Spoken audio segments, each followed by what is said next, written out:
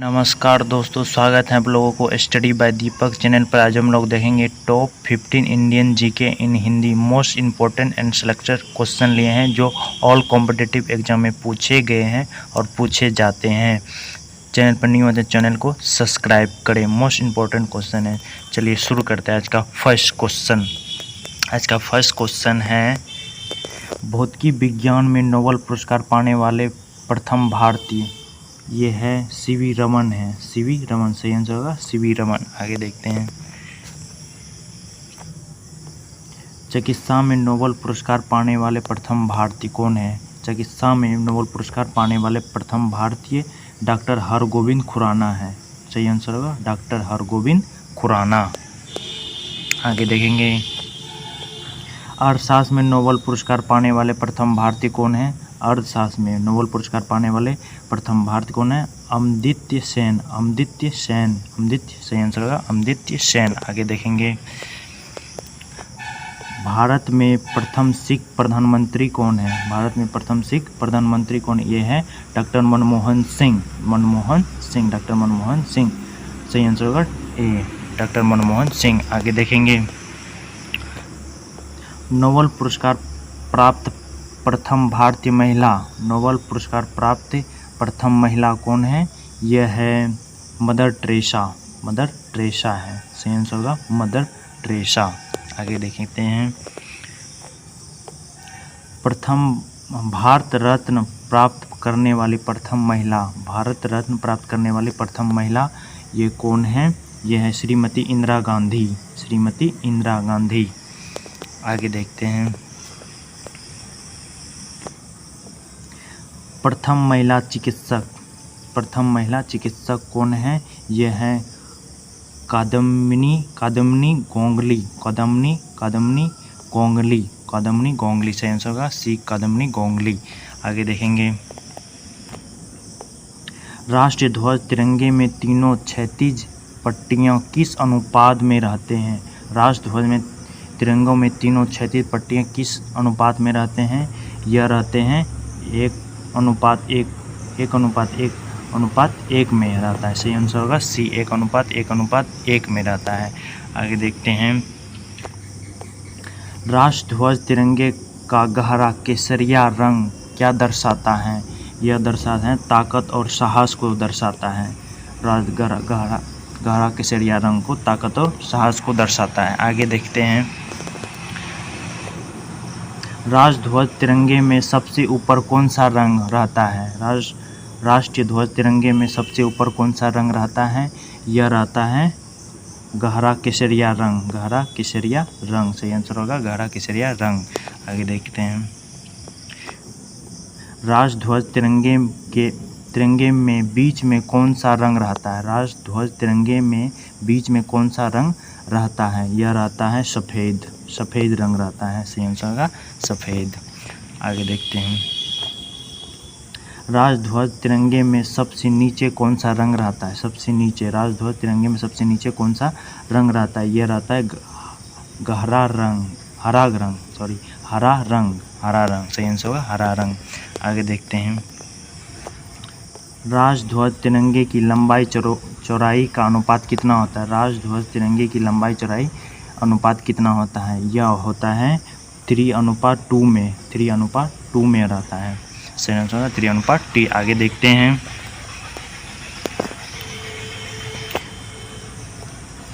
राष्ट्र ध्वज तिरंगे का सफ़ेद पट्टी किस बात का संकेत है? राष्ट्र ध्वज तिरंगे का सफ़ेद पट्टी किस बात का संकेत है? यह है शांति और सत्य का। शांति और सत्य का। सही आंसर होगा शांति और सत्य। आगे देखते हैं, राष्ट्र ध्वज तिरंगे का हरा रंग क्या दर्शाता है? राष्ट्रीय ध्वज तिरंगे का हरा रंग क्या दर्शाता है? यह दर्शाता है विकास और उभरता को दर्शाता है। आगे देखें, राष्ट्र ध्वज तिरंगे के चक्र में कितनी तिल्लियां होती हैं? राष्ट्र ध्वज तिरंगे के चक्र में कितने तिल्लियां होते हैं? यह होते हैं 24 तिल्लियां होते हैं। सही आंसर होगा 24। आगे देखते हैं, भारत की संविधान सभा ने राष्ट्रीय ध्वज का प्रारूप कब अपनाया था?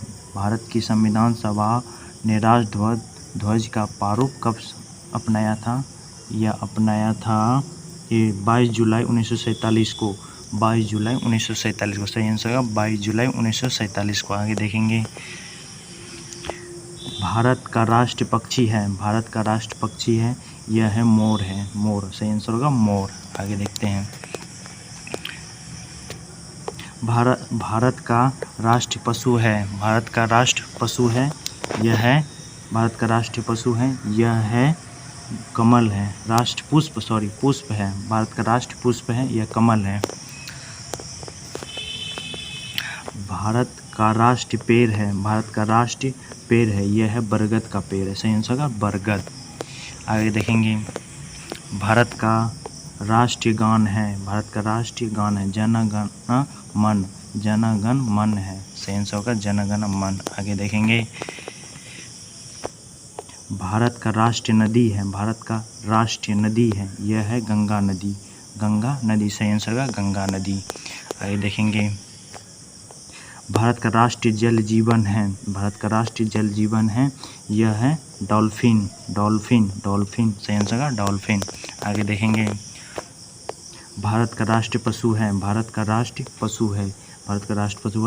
है, सही आंसर होगा बाघ। आगे देखते हैं, भारत का राष्ट्रीय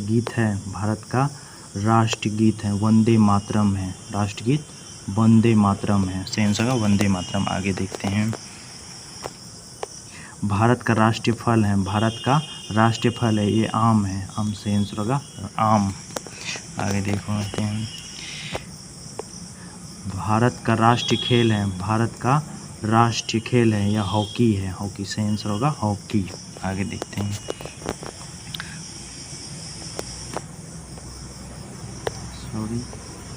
भारत में सबसे अधिक कहाँ सौर ऊर्जा उत्पादन होता है? भारत में कहाँ उत्पादन होता है? यह होता है राजस्थान में, सही आंसर होगा राजस्थान। आगे देखते हैं, भारत में पवन ऊर्जा का सबसे उत्पादन राज्य कौन सा है? उत्पादन राज्य कौन सा है? यह है तमिलनाडु, सही आंसर होगा तमिलनाडु। आगे देखते हैं, भारत में स्थापित कुल ऊर्जा क्षमता का कितना % पवन ऊर्जा से प्राप्त होता है? यह होता है 6% होता है, 6% होता है, 6%। आगे देखेंगे, भारत में पवन ऊर्जा का विकास कब से प्रारंभ हुआ था? यह हुआ तो 1990 से, सही आंसर है 1990। आगे देखते हैं, भारत में परमाणु ऊर्जा विनियामय बोर्ड कब स्थापित हुआ था? यह हुआ था 15 नवंबर 1983 को, सही आंसर होगा 15 नवंबर 1983 को हुआ था। आगे देखते हैं, परमाणु ऊर्जा नियामक बोर्ड का मुख्यालय कहाँ है? मुख्यालय कहाँ है? यह है मुंबई में है, ये सही आंसर का मुंबई। आगे देखते हैं, भारतीय सिनेमा के जनक थे, ये थे दादा साहेब फाल्के, सही आंसर होगा दादा साहेब फाल्के। आगे देखते हैं, भारत में डॉक व्यवस्था शुरू करने वाला ब्रिटिश गवर्नर जनरल था, यह था लॉर्ड डिजहॉली हॉजी,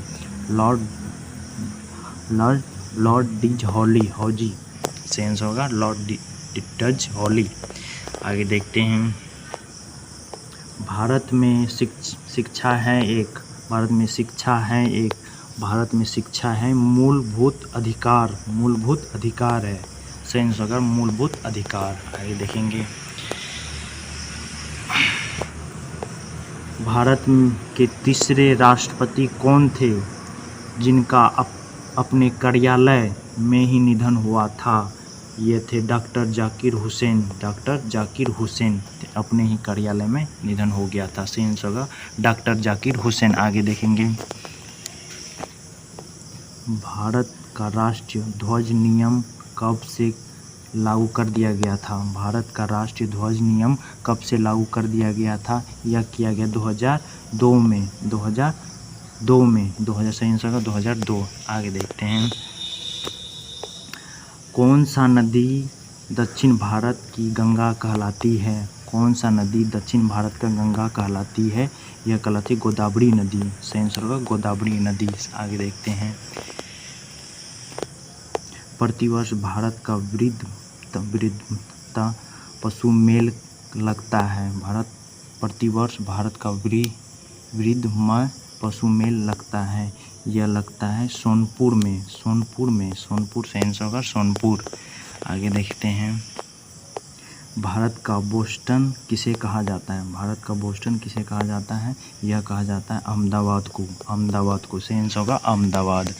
आगे देखते हैं, ग्लोब पर कर्क रेखा भारत के कितने राज्यों से होकर गुजरती है? ग्लोब पर कर्क रेखा भारत के कितने राज्यों पर होके गुजरती है? 8 राज्यों के होके गुजरती है। सही आंसर होगा 8 राज्य। आगे देखते हैं, भारत के निम्न में से किस राज्य में पुरुषों की संख्या स्त्रियों से कम है? भारत में निम्न में से किस राज्य में पुरुषों की संख्या स्त्रियों से कम है? यह है केरल में। सही आंसर होगा केरल। आगे देखते हैं, भारत में ऊंचा बांध भाभरा किस नदी पर बना है? भारत में ऊंचा बांध भाभरा किस नदी पर बना है? यह बना है सतलुज नदी पर। सतलज नदी पर। सतलज नदी पर। आगे देखते हैं, भारत की पहली आयरन स्टील कंपनी कहाँ स्थित है? भारत की पहली आयरन स्टील कंपनी कहाँ स्थित है? यह है जमशेदपुर में। सही आंसर होगा जमशेदपुर। आगे देखते हैं,